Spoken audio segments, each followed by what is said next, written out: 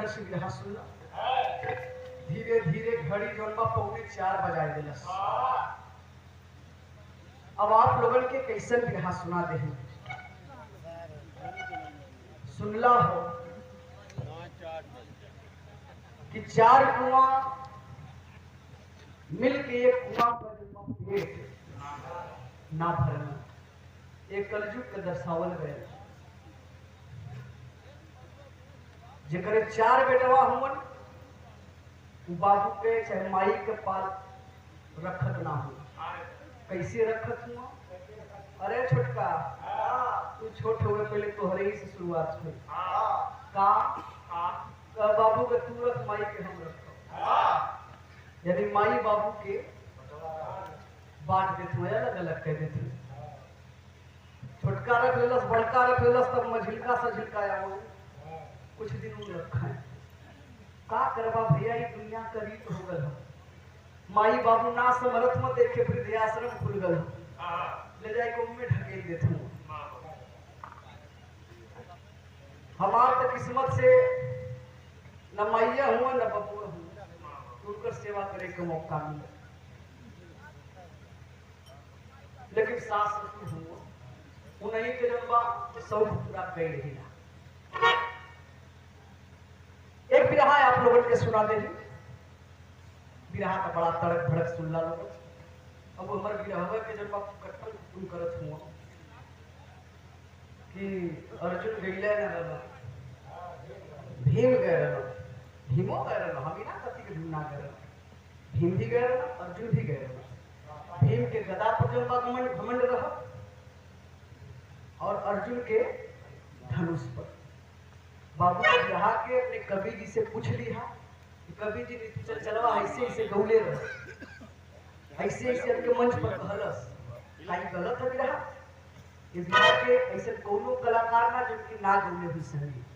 अब कोई कटलस नहीं। आज के युग में विजयलाल यादव जी के सम्राट लोग कहल, अब तो हर कलाकारवा सम्राट लगावत हूँ। जब वो ना कटल वो शायद बिरहा के गौले में कन्या गौले में। खैर तो कहल गला कि वेद में भेद छिपल है भैया। पहले ही बतौली के जहां न पहुंचे रवि वहां पहुंचे। कभी का दिमाग का खेल हो, कब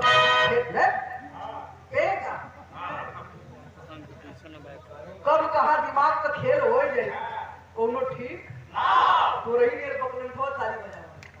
हाँ तू तो कह रहा फलाने गुरु ये तो हारमोनियम बजाओ। खैर एक बिरहा आप लोगों ने सुना दे कि वो बिरहा के ध्यान से सुना, काटे का मन हुई तो काट दिया। अब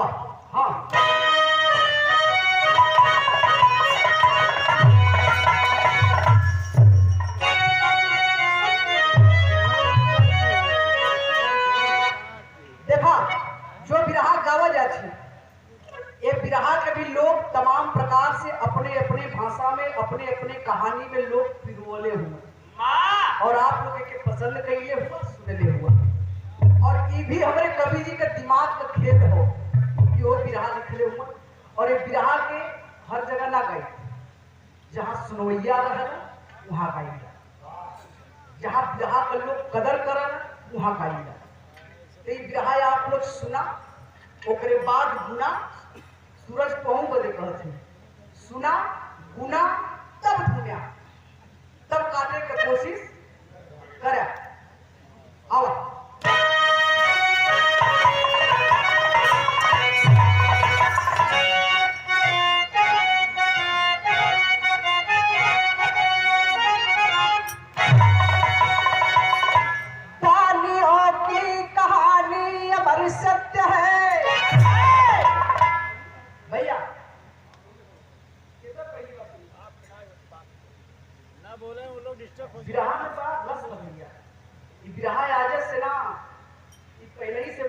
चली आवत हो।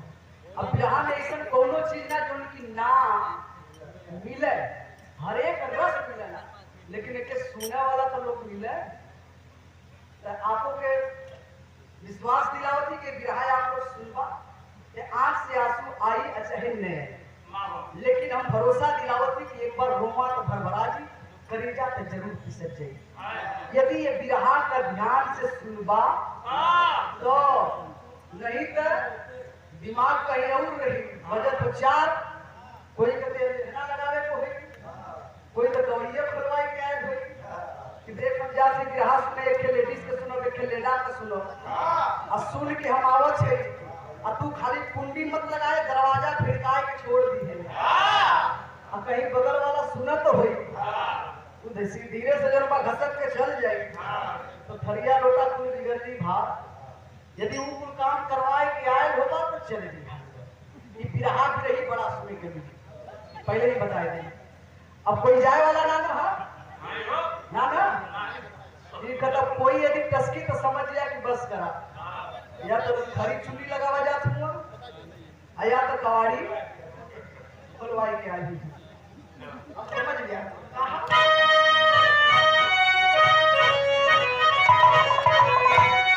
कहानियों की कहानी अमर सत्य है, बिक गए खुद हरिश्चंद्र जी दानी में, दान देकर सिरजान कुर्बान की, देवताओं के हृदय और सम्मानी में, कर गए नाम रोशन जहाँ हिल गया, मोर ध्वज से परीक्षा कराई गई, चाल चंचल की अव्वल बनी, जब उनसे इच्छा जताई गई।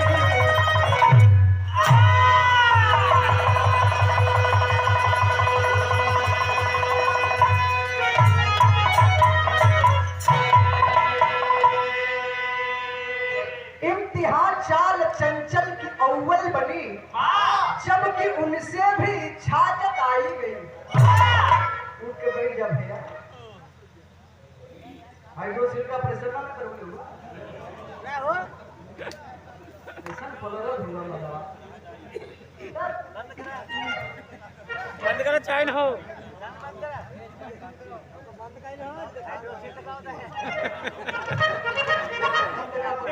यही था।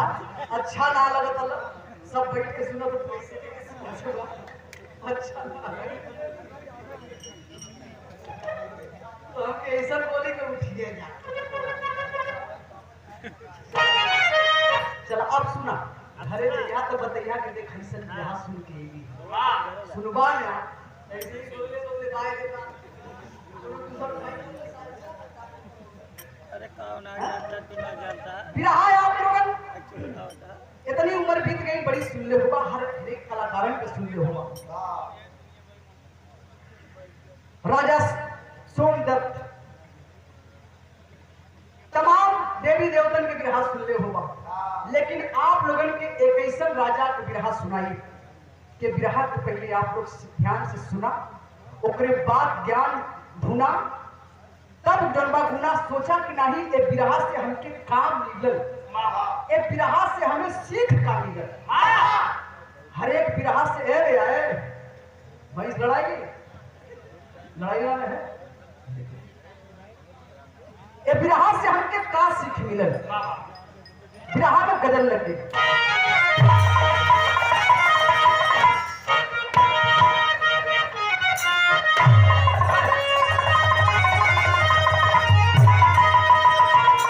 ये गजल का लाइन हो कि मेरे के धारी का मेरे के धारी का जगाया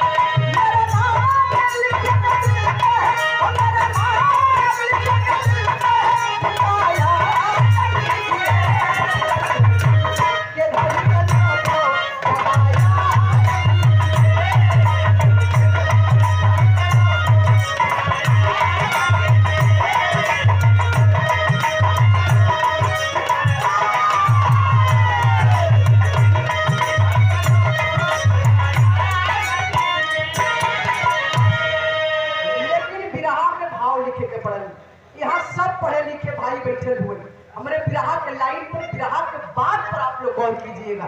कैसे कि सुहानी कलिमा, सुहानी कलिमा डुबाया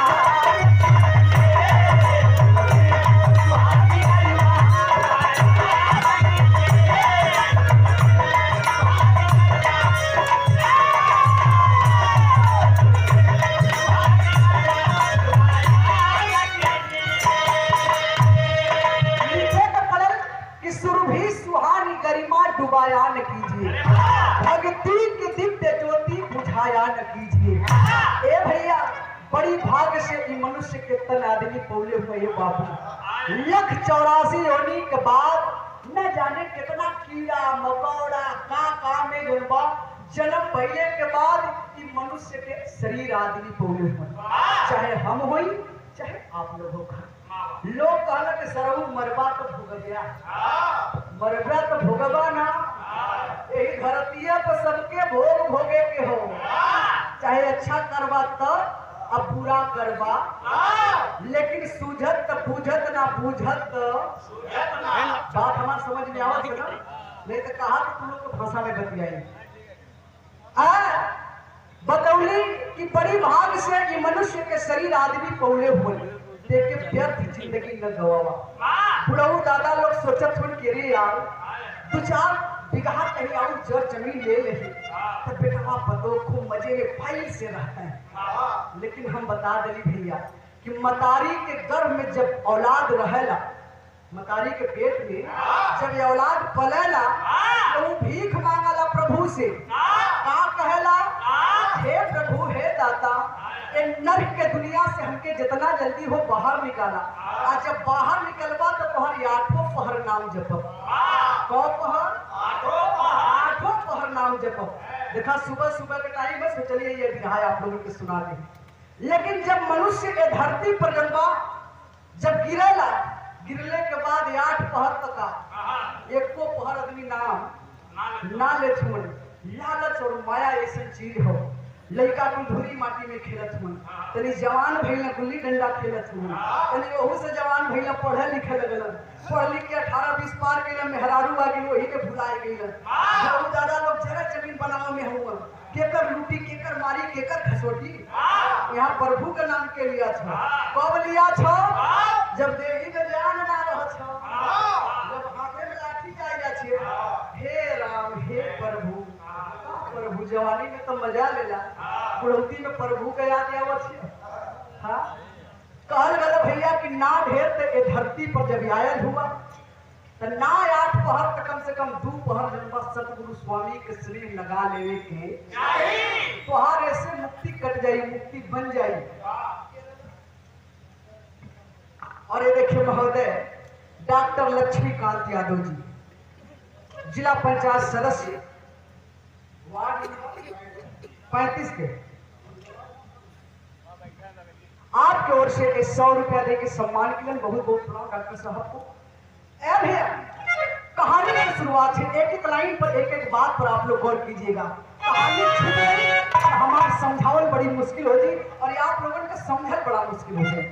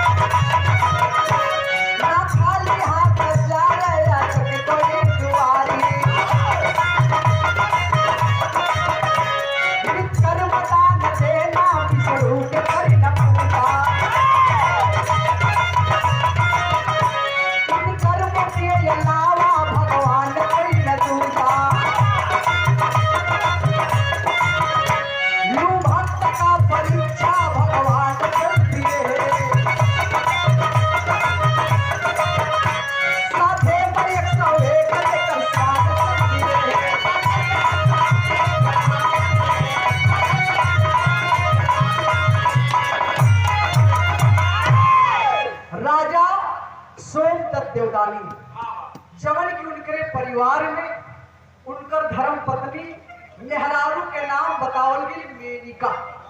भगवान एक औलाद दिले हुए और लड़का के नाम बतावल गई आनंदा।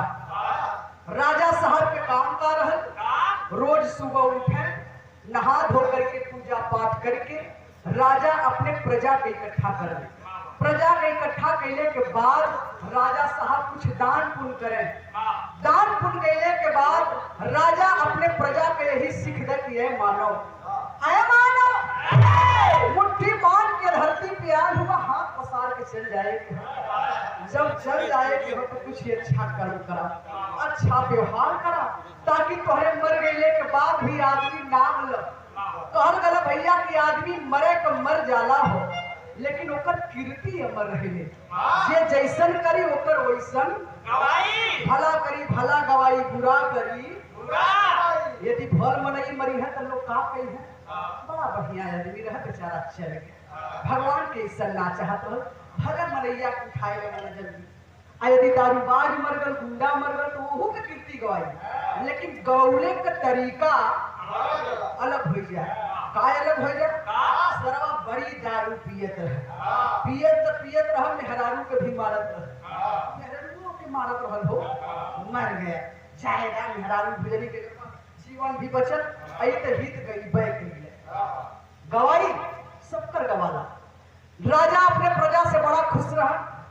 एक दिन का बात रहल कि आनंदा कुछ देर से सुत गई। जब कुछ देर से सुतल माई के चिंता होखे लगल। माई जगावत थी कैसी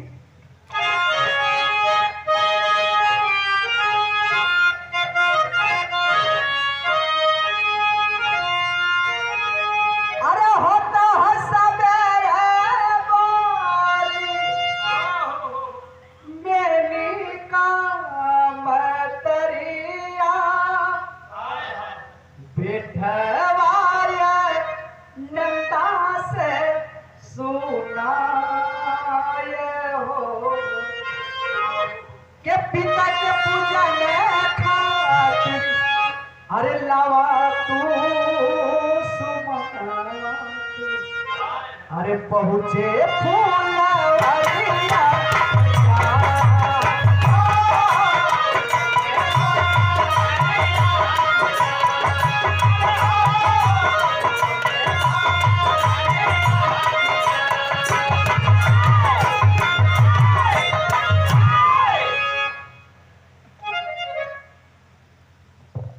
जगावत ए बेटा एला सवेर होकर ए बाबू तोहरे बाबूजी के पूजा करे के वक्त हो गल।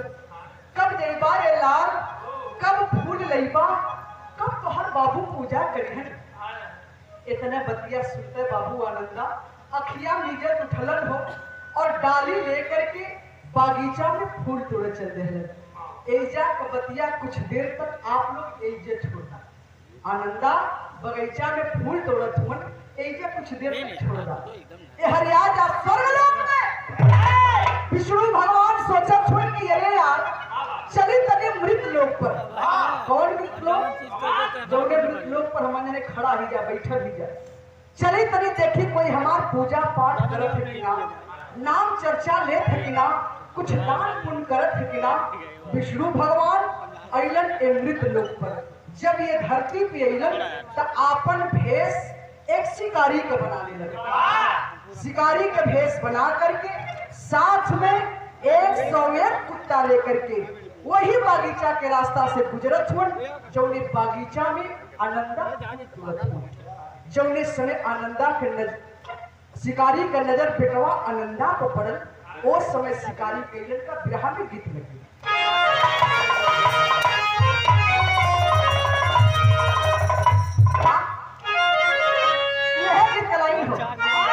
मिलिट्री के जवान जन बा गौना कराए के घरे दुल्ही लिए गए।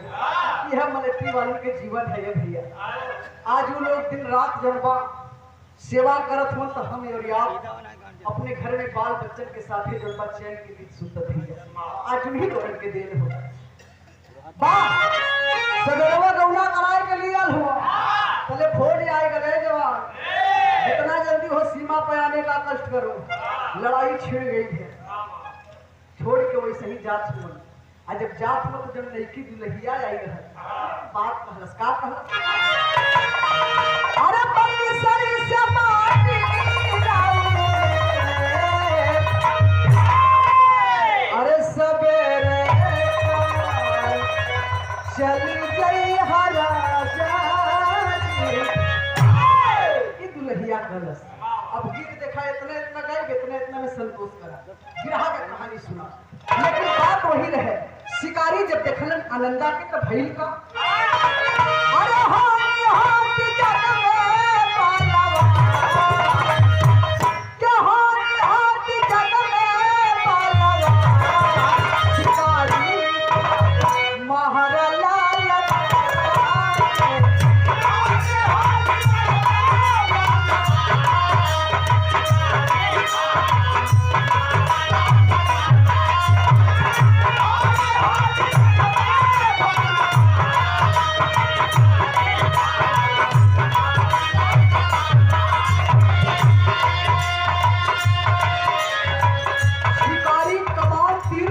करके बाबू जौने समय बेटवा आनंदा पर चलोलन, तीर जा करके आनंदा के छाती में लग गई, लड़खड़ा के आनंदा छाती पे गिर गईला रे भैया। यार मतारी के जरा घबरा छे बाबू, सोचत छिन कैसे मेरी का मतारी जो है अइले ना लयना यहाँ वर्षी कारी मारी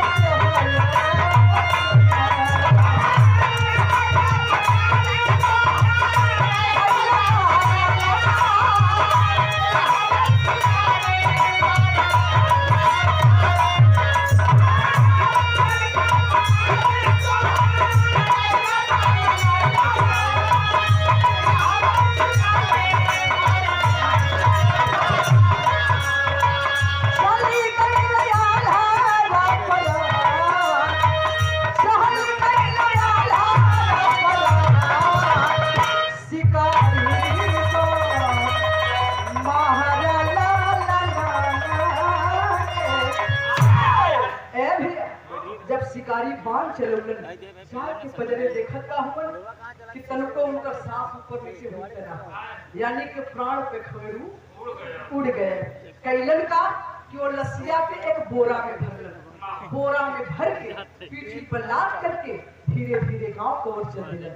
आ जब इस समय गांव को ओर गईलन के करे दुआरी पर गईलन, जेकर लड़का रहल वही के दुआरी पर पहुंच गेलन, जा करके आवाज लगावत छोड़ी करत मारे हाय हाय हाय। सिपाही वही खड़ा हो गया, अरे शिकारी इतना भारी शरीर ना लौका थका का चिल्ला छुआ का काम हो। शिकारी कहे हे दरबार साहब तनी से राजा साहब के बुला देता, उन्हीं से तनी से कुछ बात करेंगे हो। सिपाही कहा कि तो के हमसे बात करे को ही, जो भी कुछ बात करे कि हो हमसे करा, हम जाकर के राजा साहब से कहो।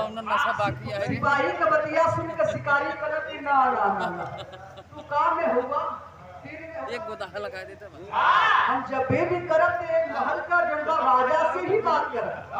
आखिरकार में लाचार होकर के सिपाही भागल भागल गईलन और जाए के राजा साहब के आवाज लगावत छोड़ी, हे प्रभु कोई जलबा शिकारी आयल बा और आ करके बड़ा देर से आपकी अलग जगावत हो।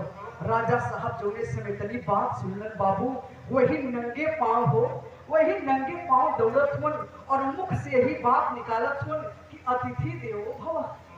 जे द्वार पर आ जाए वो भगवान के स्वरूप है। गईलन राजा साहब जाकर के हाथ जोड़ लेलन, ये शिकारी इतना लेट से आओ बदे हम क्षमा चाहते और का बात का भाव। शिकारी हाथ जोड़े हुए राजा साहब बड़ा गांव घुमली और बड़ा चर्चा भी आपके सुनली कि जे आपके द्वार पे आवला खाली हाथ लौट के ना जा। शिकारी के बतिया सुन के कहलन कि ठीक है भाई, लेकिन बतिया कहा ई तो बतावा। कहे राजा साहब ये हमार कुत्ता देखत हुआ ना, ये हमार 101 कुत्ता हुआ। कितना? 101। जो कि इन्हन के बहुत तेज भूख लगल हो। एक काम करे राजा साहब कि बोरा में के समनिया ले जा करके इनमें के सामान के बोटी बोटी काट के आप हमारे कुत्तन के परोसना खाए ला। राजा सौंदर्य दानी तो रहबा कैलन। कहा ठीक है जनबा, आप चिंता न करा, आपके कुत्तन के भोजन मिल जाई। कहा कि हाँ राजा साहब मिल तो जाई, लेकिन एक बात हो। बात का हो? कहा ई बोरा का सामान जब ले जाइहा तो या तो तू कटिहा या तो तुहार रानी, यानी दोनों प्राणी में से कोई एक आदमी काटी। कहा ठीक बा। लेके अइलन राजा साहब, रानी के बोलौलन, ये रानी यहाँ आवा। रानी ये कभी कासैया का बात है? कहा एक शिकारी आए हो, उनका कुत्ता बहुत तेज भूखायल हो, एक काम करा कि हमके कुछ और काम करे के हो। हई कोरोना में के समनिया निकाल के बोटी बोटी काटा तब हम आवत थी भाई का मास्टर।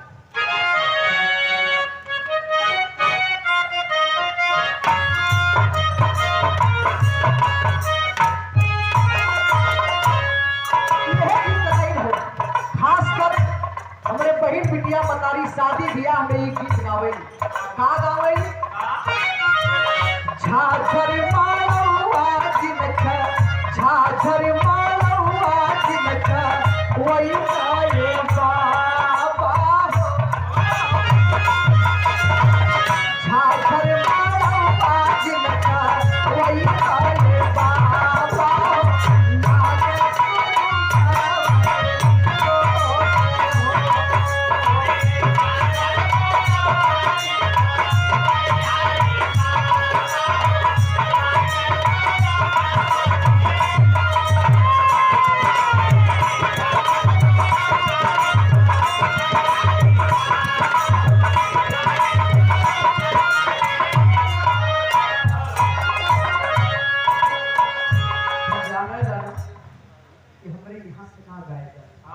जबले बुढ़री के ना लगला स्वर तभी ना गावा जाए तो काहे के बड़ी खेलत ना गावा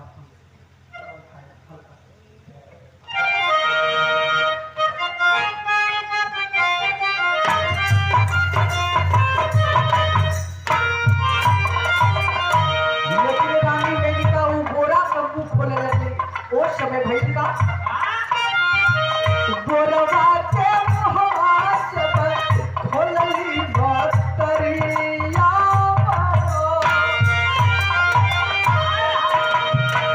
बोरवा के मुहवा जब खोलली बतरिया, चटवा के लाठिया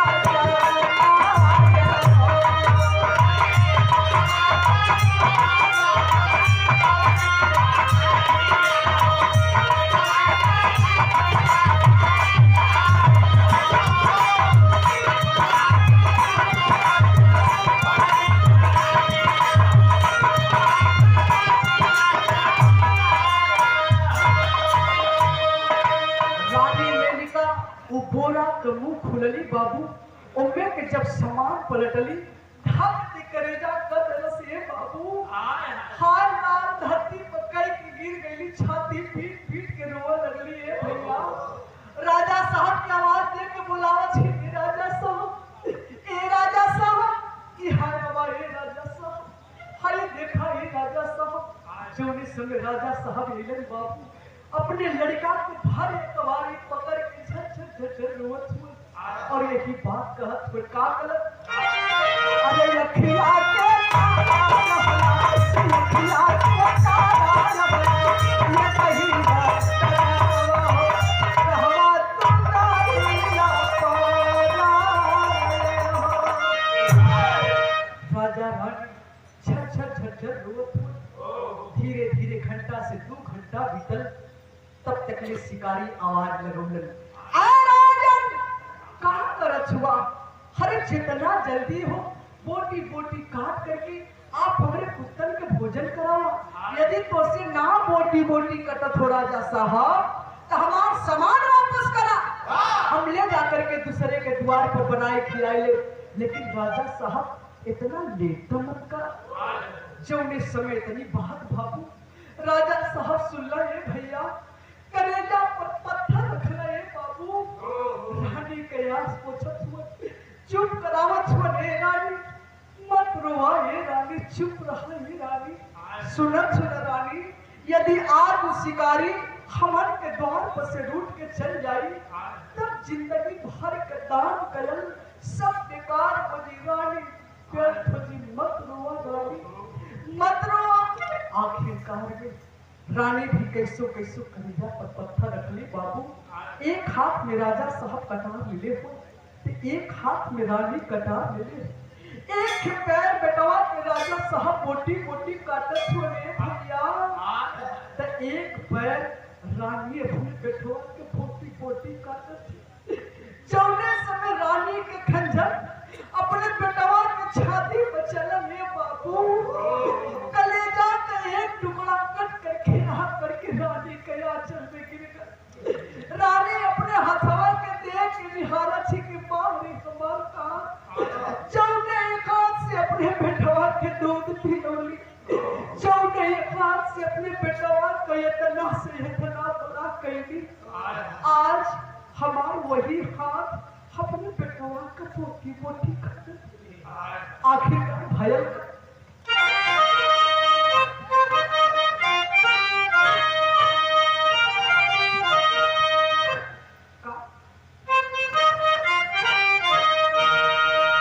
दया धर्म तानी देवा तानी काठ होई गईले, छाई मन मंदिरी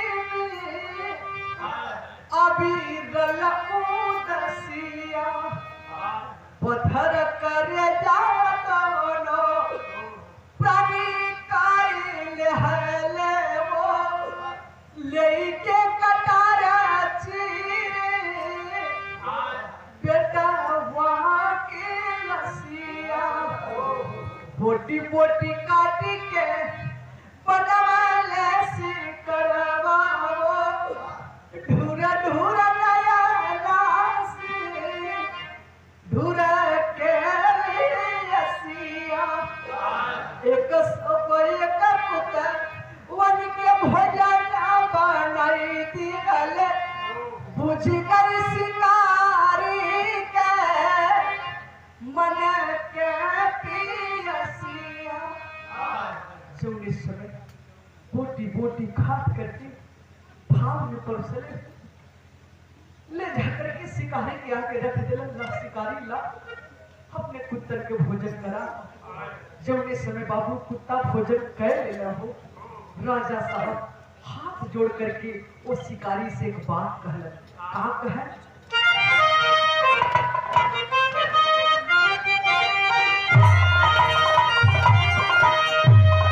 तेरी के लाइन कि अरे मोरी राम ललनवा पोटी पोटी कट गई, अरे पोटी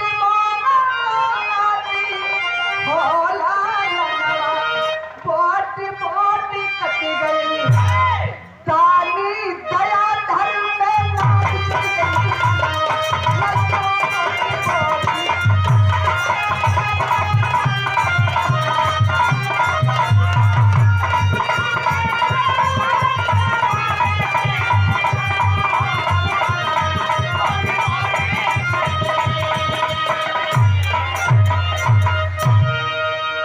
ललनवा बोटी बोटी कट गई, ताली दया धर्म में ना विचलित की मनवा, ललनवा बोटी बोटी कट गई। राजा साहब हाथ जोड़ करके वो शिकारी से एक बात कहलन। कवन बात कहलन?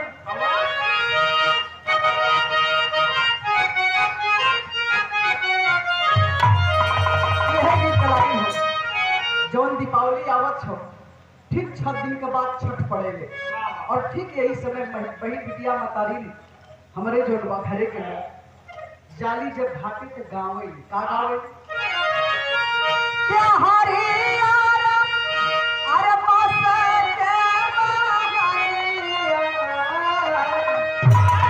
अरे बहांगी लेकिन राजा साहब कहलन का कहलन कि दोनों प्राणी अरे बोले सारा कारी, कि दोनों प्राणी अरे बोले सारी कारी, अरे ये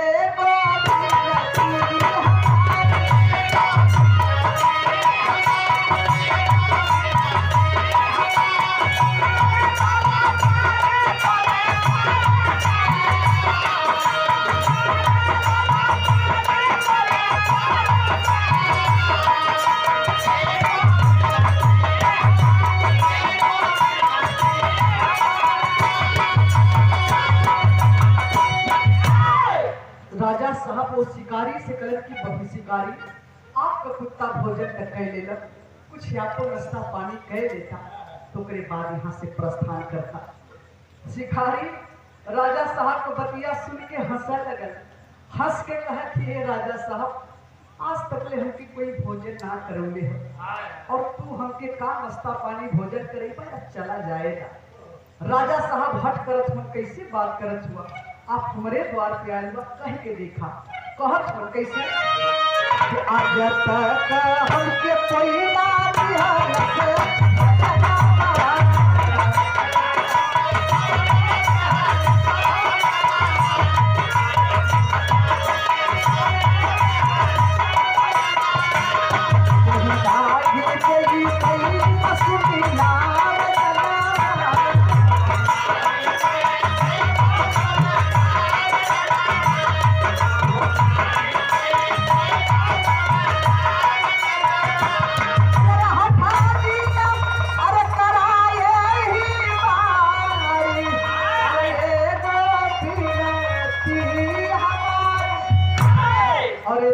बड़का भैया बिरहा के बहुत ही अच्छे कलाकार हमारे घनश्याम यादव जी ग्राम भिदना बधवा कला से आपकी ओर से सम्मान किया गया 101 रुपया देकर के। बहुत बहुत थोड़ा का करवाई बिरहवा गाड़िया तो पैसा में भुला गई। शिकारी कहे कि का करेबा, राजा साहब हट के गिलन, वादा कर देलन, हमार वादा है कि तोके हम भोजन कराई, लेकिन तू कहा बतावा का करबा। शिकारी कहा ठीक है राजा साहब, जब आप जिद करत हुआ तो सुना हम भोजन का करब, बतावत हम बिरहा का मेन पॉइंट का बताऊं।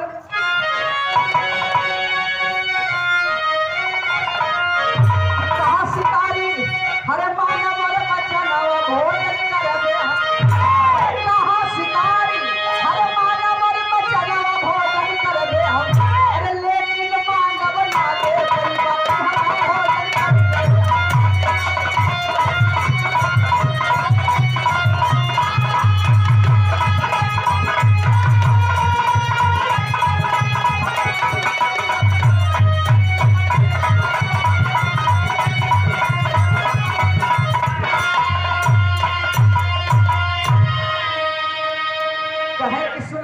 भोजन का करब, बतावत हो केरे गर्भ में पलता छो माता, अरे बच्चा यहाँ लियावा हो, अरे बोटी बोटी करके जल्दी, अरे सभाने मोर पकावा हो, इहे हमरे अरे दिल के बायर मनवा भोजन करबे हम, अरे सुनते जैसे गिर गई, अरे बातारा भोजन करबे हम।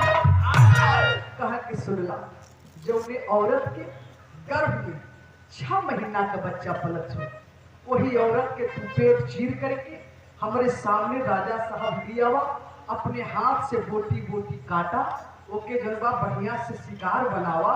और हाँ राजा साहब एक बात और हो, कहा कि वो बच्चा का बोटी बोटी काटत समय तोरे आंख से एक बूंद आंसू ना गिरे के चाहिए, यदि गिर गल तो खाना खंडित हो जी, हम भोजन ना करब। हरी बाप रे बाप, इतना बतिया राजा साहब सुनलन बाबू, लगल कहीं आसमान टूट के छाती पर गिर गल। सोचत छोड़ कवन औरत अपन पेट चीरत यही, कैसे औरत के हम पेट चीरब, कैसे शिकारी का मन का मुराद पूरा करी, यही बतिया सोचत महल के अंदर जा छू आल्हा कहना लगे, हमसे आगे मत चलिए, हमारे पीछे रहे।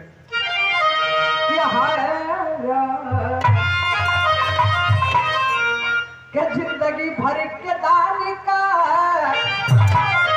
अरे यमन कोई बढ़िया दानी देवता कार्य करना तुझे बिठाना यार,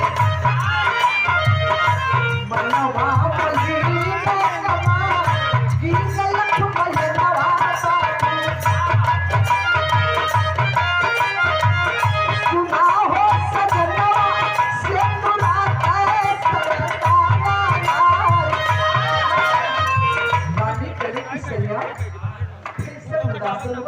होके कर होएगा क्या कर रहा है शिकारी बताओ पटले भोजन बनाए नहीं झट दे वो भोजन करके यहाँ से चले जा शिकारी के बात तो राजा साहब सुनने हुए लेकिन रानी के भर कवारी पकड़ के झर बताओ सुनिए रानी वो यह कलह कि जौनी औरत के पेट में 6 महीना का बच्चा पलक वही 6 महीना का बच्चा तो वो भोजन करी अब बतावा रानी कौन औरत या पर पेट चीरे दे कैसे वो औरत के हम पेट चीरब लेकिन रानी समझाओ चिंता चिंता ना हो भेजवा करिए जय है नाम मोहम्मदवा से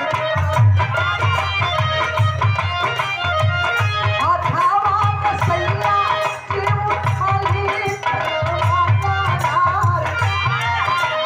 रानी दौड़ के गए हैं और जाए के म्यान में से तलवार खींच ले और लिया कि राजा साहब के हाथे में धरावत थी सैया पकड़ा रानी खड़ा खेल पगली पगला गलही कार्य पगली कौन औरत अपन पेट चीरे दही पगली कैसे वो औरत के हम पेट चीरा रानी समझाओ थी कि सैया सुना का आज 6 महीना के गर्भ में नवा सैया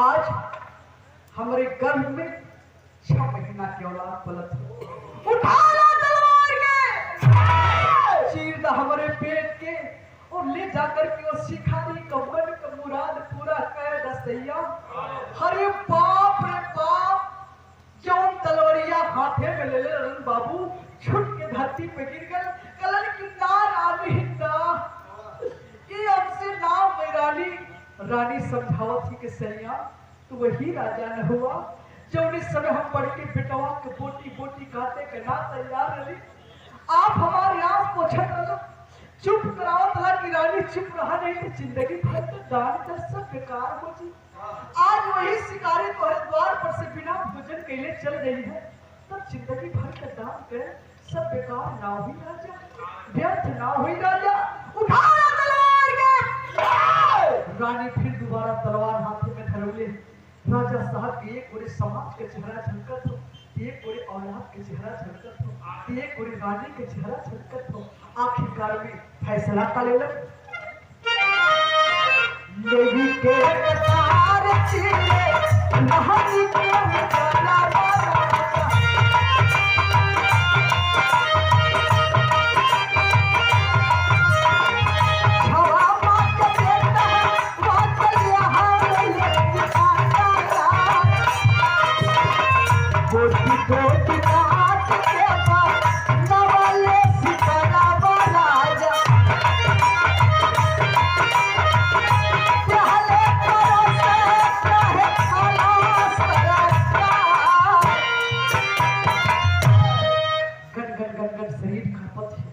अपनी रानी के उदर के छिलन बाबू वैसे ही खून से लथपथ हो 6 महीना की औलाद 6 महीना के बेटवा एक हाथ में बेटवा के ले हुए एक हाथ में तलवार ले हुए लेके जौने समय करेजा पाथर करके आंख पोंछ के चलन हुए रानी बाबू घायल अवस्था में भी राजा साहब के पैरवा भाई झूल गई है बाबू ऐसे यही कमाई कह जाए भी ऐसे तने से एक बार का हाथ रिश्ते दिखा देता रानी कली राजा कल के रानी जो औलाद अपने नसीब में हैया वो के देख के का करे लेकिन रानी रोवत कह सैया एक बार देखा कहना कतई तो के ना दिखाई लेके बाबू चले हुए चेहरा पर मुस्कान हो शिकारी के आगे बोटी बोटी काटत हो हंसत शुरू हो एक के बाप रहल ये बाबू क्यों बाप अपने बेटवा के जोड़वा बोटी बोटी काटत हो लेकिन एक बूंद भी आंसू ना गिरत हो हंस हंस के शिकार बनौलन जब शिकार बन गए थाली में परोस दिलन आवा शिकारी आवा क्योंकि आज तक कोई भोजन ना करौलन आवा भोजन कैला शिकारी अइला त जरूर बैठना त जरूर लेकिन कला ये राजा साहब कुल तो मनोकामना पूरा कर देना, लेकिन एक छोटा सा मनोकामना है। राजा साहब हरले जुआरी ने सोचा छोड़ के हमारे पास का रह गल का रहल कि शिकारी के मन के मुराद पूरा करब, लेकिन वो शिकारी कहला का कहला बिरहा के आखिरी लाइन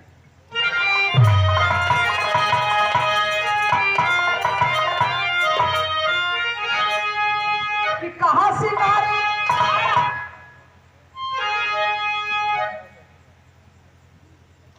का कहे कि कहां शिकारी, अरे यार मारे पूजा राजा जी, अरे कहां शिकारी, अरे यार मारे पूजा राजा जी, अरे बेटवा रानी कैसा बनवा बोलावा राजा जी।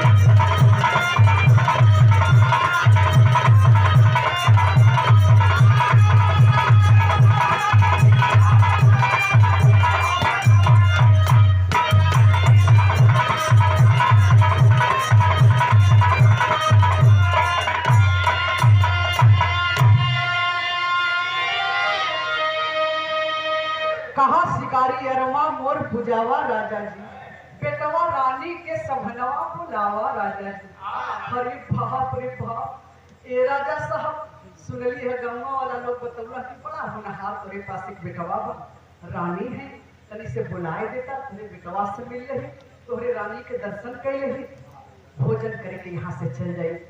राजा साहब हाथ जोड़ के खड़ा हो गया और खड़ा होकर एक बात कलर का कलर, अब तक जिनकी जो इच्छा हुई यहाँ पे पूरी, इच्छा पूरी करने में मैं हमारी मजबूरी, अरे न सत्य का वजनवा घटा राजा रे। कह के सुना जे जवन मंगल सुके देवी भैया, तो हम जहाँ तक कहला तोहरो मनोकामना पूरा की, लेकिन जवन ये बात कहत हुआ ये मनोकामना हम पूरा ना कर सकते, ये हमारे हाथ में ना हो। आप एक भोजन करा और जाए यहाँ से। शिकारी कहा कि अरे राजा साहब आप इतना दानी होकर के, दयावान होकर के कैसे थोड़ी देर के लिए बात कह दिला, अरे कौन तो से सोना चांदी दौलत मांग कहली, ये न कहली कि अपने बेटवा को बुलाएगा, अपनी रानी को बुलाएगा, कहीं से दर्शन करके भोजन करके चल जाए, कौन बहुत तो से धन दौलत मांग दे। हरे बाप के बाप, जो कुछ टाइम के लिए अगिया भूतल रहे बाबू भगा के गया, कितना दबावन।